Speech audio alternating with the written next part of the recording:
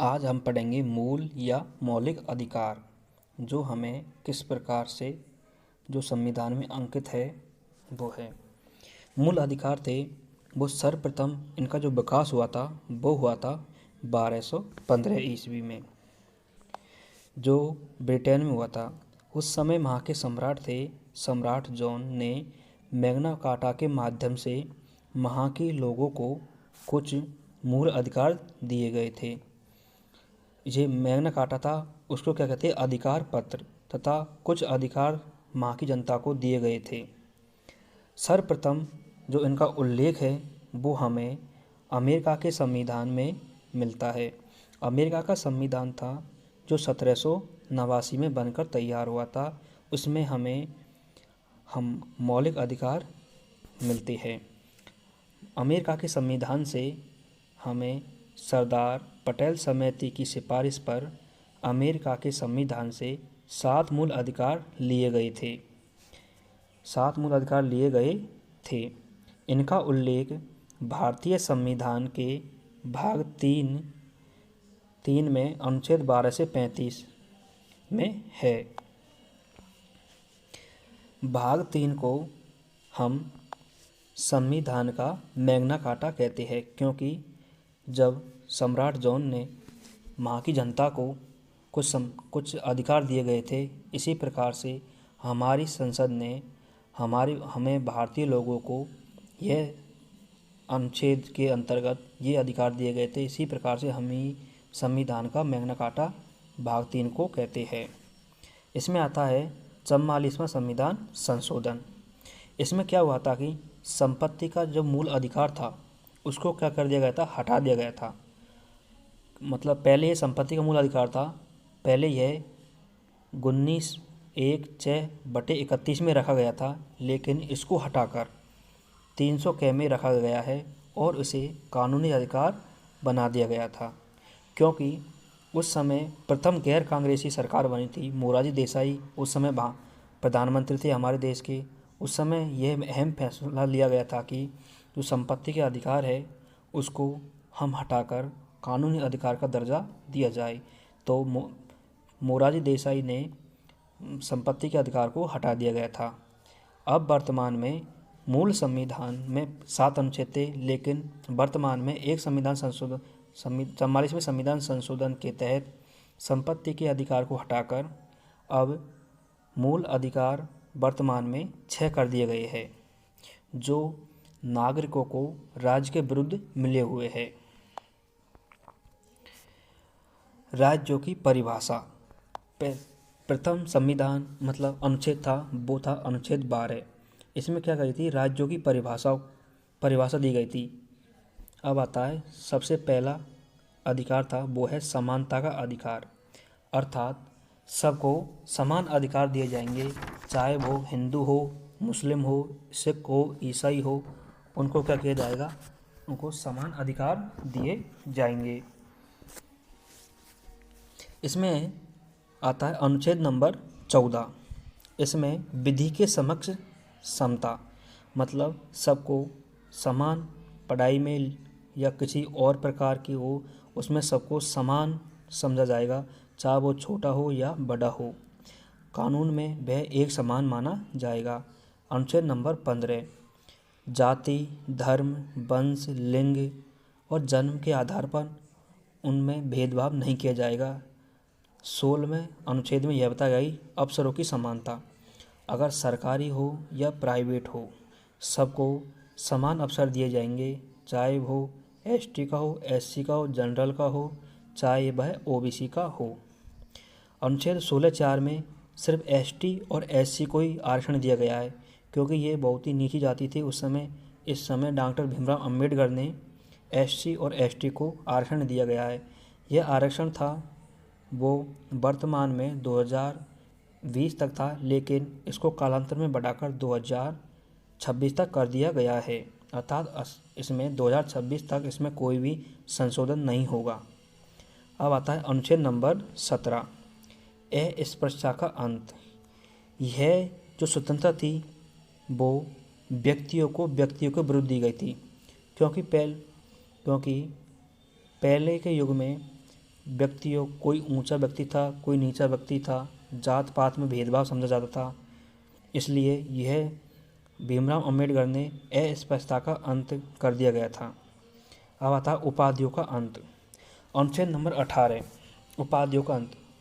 इसमें राज्य, शिक्षा व सेना के अलावा किसी भी व्यक्ति को किसी भी प्रकार की कोई उपाधि नहीं देगी। इसके भारत रत्न इसका अपवाद है, क्योंकि भारत रत्न है वो किसी को भी दिया जा सकता है। वह किसी भी क्षेत्र में कुछ उत्कृष्टता का कार्य किया हो उसने, उसको भारत रत्न दिया जा सकता है। लेकिन किसी भी भारतीय नागरिक को यदि विदेश से कोई उपाधि लेनी है तो उसको पहले हमारे राष्ट्रपति को बताना चाहिए या उससे आज्ञा लेनी चाहिए पदवी लेने से पहले। अब आता है स्वतंत्रता का अधिकार, जो अनुच्छेद नंबर 19 से 22 के बीच में है। इसमें सर्वप्रथम आती है प्रेस की स्वतंत्रता। इसमें क्या होता है कि मतलब जो भी सरकार होती है, प्रेस की स्वतंत्रता सरकार द्वारा किए गए कार्यों को जनता तक पहुंचाने और जनता के कार्यों को सरकार तक पहुंचाने का जो योजक कड़ी होती है वो करती है प्रेस। जो भारतीय मीडिया होता है उसको मतलब सभी को क्या दिया, स्वतंत्र अधिकार दिए गए हैं। और दूसरा होता है शांतिपूर्ण सभा करने की स्वतंत्रता। कोई भी व्यक्ति या कोई भी राजनेता हो, वह किसी भी देश के किसी भी हिस्से में शांतिपूर्ण सभा कर सकता है। यह अधिकार 19(1) के तहत दिया गया है। शांतिपूर्ण संगठन बनाने की स्वतंत्रता। कोई भी व्यक्ति किसी भी प्रकार का संगठन बना सकता है यदि वह शांतिपूर्ण संभव हो तो। अब आता है आजीविका व व्यापार करने की स्वतंत्रता। कोई भी व्यक्ति किसी भी राज्य में कहीं पर भी अपनी या आपका व्यापार चला सकता है या उसका आजीविका का कोई साधन है उसको बेच सकता है या व्यापार कर सकता है, उसकी स्वतंत्रता उसको दी गई थी। अब था अनुच्छेद 20, दोष सिद्धि के संबंध में संरक्षण। इसमें क्या होता है कि मतलब कोई भी एक अपराधी व्यक्ति है, सिर्फ एक ही बार सज़ा दी जाएगी। उस अपराधी व्यक्ति को केवल एक ही बार सज़ा दी जाएगी। अपराध करते समय जो सज़ा संविधान में उल्लेखित थी वही सज़ा उसको दी जाएगी। अब आता है प्राण व देह की स्वतंत्रता। ये क्या सबसे महत्वपूर्ण स्वतंत्रता है।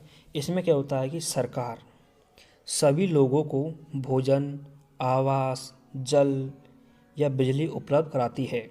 यह उसका क्या होता है मतलब यह उसको स्वतंत्रता दी गई है भारत के नागरिकों को। और धूम्रपान का निषेध, कोई भी व्यक्ति धूम्रपान नहीं कर सकता, ऐसा इसके बारे में बताया गया है। तीसरी स्वतंत्रता है मतदाताओं को जानने का अधिकार। जानने का अधिकार है वो RTI 2005 में लागू हुआ था। ध्वजारोहण की अधिकार दिया गया था। मानवों को पहले क्या था, ध्वजारोहण का अधिकार नहीं था, कोई भी व्यक्ति ध्वजारोहण नहीं कर सकता, लेकिन अब आम आदमी भी ध्वजारोहण कर सकता है। महिलाओं को अश्लील मैसेज भेजना, घूरना की जो अनुच्छेद 21 का उल्लंघन माना गया है। किसी महिला को उसका पति या अन्य व्यक्ति से बच्चा पैदा करने के लिए बाध्य नहीं कर सकता। अब आता है अनुच्छेद 20 व 21 को आपातकाल में भी निलंबित नहीं किया जा सकता। अर्थात गिरफ्तारी से निरोध। 24 घंटे के अंतर्गत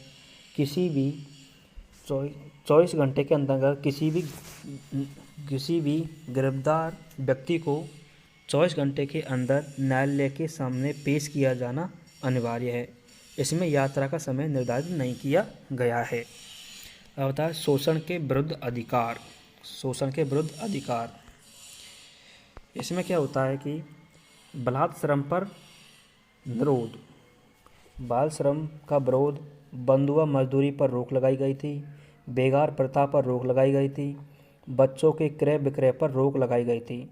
पहले क्या होता था कि बच्चों को क्रय विक्रय कर दिया जाता था, बेच दिया जाता, बेगार प्रथा कर जाती। कोई भी राजा महाराजाओं के यहाँ पर बेगार प्रथा, उनकी चापलूसी की जाती थी। वह ऐसा हमारे भीमराव अम्बेडकर ने ये सब को हटाकर सबको शोषण के विरुद्ध अधिकार दी गए थे।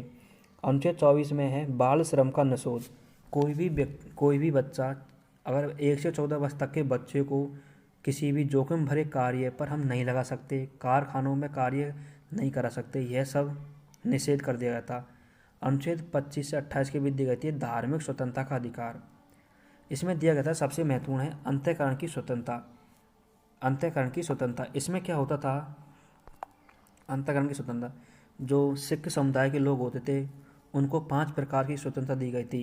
ये तो कृपाण धारण करने की स्वतंत्रता, पगड़ी धारण करने की स्वतंत्रता, हाथ में कड़ा पहनने की स्वतंत्रता आदि जो स्वतंत्रता दी गई थी वो कितनी सिखों को दी गई थी। उसमें होती एक और है धार्मिक करों से मुक्ति।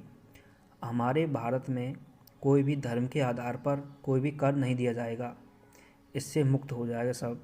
अब होता है धार्मिक शिक्षा पर रोक, मतलब सरकारी शिक्षण संस्थानों में धार्मिक शिक्षा पर रोक लगाई गई थी। अब आता है शिक्षा व संस्कृति का अधिकार, जो कि अनुच्छेद 29 से 30 के बीच में है। इसमें क्या कहता है? अल्पसंख्यकों के हितों का संरक्षण, मतलब जो भी कमज़ोर व्यक्ति है, नीची जात का है, उनको क्या संरक्षण दिया जाएगा, उनकी सहायता की जाएगी, शिक्षण संस्थानों में उनकी नियुक्ति की जाएगी, मतलब उनकी स्थापना की जाएगी, ऐसा उसमें बताया गया है। अब बताए संवैधानिक उपचारों का अधिकार, यह अनुच्छेद 32 में है। डॉक्टर भीमराव अंबेडकर ने संवैधानिक उपचारों के अधिकार को संविधान की आत्मा या हृदय कहा था। सर्वोच्च न्यायालय अनुच्छेद 32 तथा उच्च न्यायालय 226 के तहत 5 लेख जारी करता है। पहला लेख है बंदी प्रत्यक्षीकरण, दूसरा है उत्प्रेक्षण, तीसरा प्रतिषेध, चौथा परमादेश, पांचवा इच्छा अधिकार परीक्षा। अब होता है लास्ट होता है अनुच्छेद 35A। इसमें क्या गया था? पहले जम्मू कश्मीर को विशेष अधिकार का दर्जा दिया गया था, लेकिन 3 अगस्त और 8 अगस्त को वित्त मंत्री हमारे अमित शाह ने धारा 35A और धारा 370 को हटा दिया गया था, अर्थात 35A को भी जम्मू कश्मीर से हटा दिए गया था।